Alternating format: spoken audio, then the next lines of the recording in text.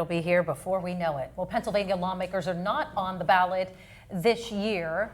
Well, the ones that aren't, they still have elections in mind. So if you are not on the ballot, the House State Government Committee actually voted with two bills, ones that would bring significant election reform if passed in the House and Senate. Our Pennsylvania State Capitol correspondent, Kara Jeffers, live tonight to walk us through all the changes on the table. Good evening, Mike and Eva. The two bills voted on today really set up some negotiations down here in Harrisburg as that June 30th budget deadline draws ever closer. Voter ID bill actually had close to an hour of discussion on it today. House Bill 771 would require Pennsylvanians to show some form of voter ID every time they vote at the polls. It doesn't require a photo ID, but it kind of has an expanded list of what's expected. Some Democrats commented that requiring voter ID does not fully solve voter fraud issues like double voting or absentee voting for someone else.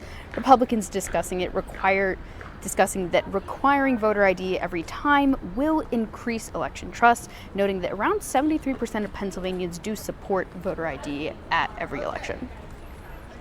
I want to be clear, if you're concerned about the integrity of our election system, this bill does not actually address the real vulnerabilities that I think we face. Everybody would have one of these forms of ID. Everybody would have a social security card, or they would have tax documents, or they'd have a bank statement.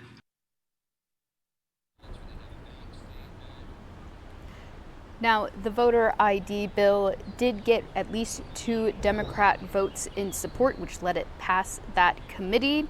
There is a lot of conversation about how expanding that list of what's available on voter ID might actually allow more people to vote, which is why one of those Democrat lawmakers said yes. Now, the other bill voted on today was a combo bill, 98 pages, that went through pre-canvassing, kind of providing the legal landscape for electronic poll books, early in-person voting, updating some of our mail-in ballot laws.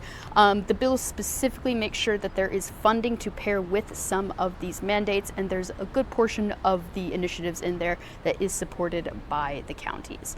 In Harrisburg, I'm Kara Jeffers, Erie News Now.